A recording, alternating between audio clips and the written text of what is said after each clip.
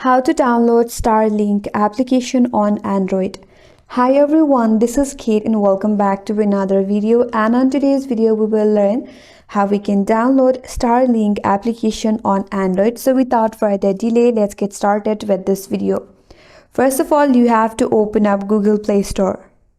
After that, head towards the search icon at the bottom of this interface, tap on the search bar, and in the search bar type in Starlink. After that, look for the application that is developed by Space Exploration Technologies Corp. Here it is. If you want to view their ratings and reviews, scroll down and you can see all of that. And once done, tap on the install button to download and install the application on your device. And that's how you can download Starlink application. And that's all for today's video. Hope this video was helpful. And if you're new to our channel, consider subscribing. Thanks for watching and stay tuned for more videos.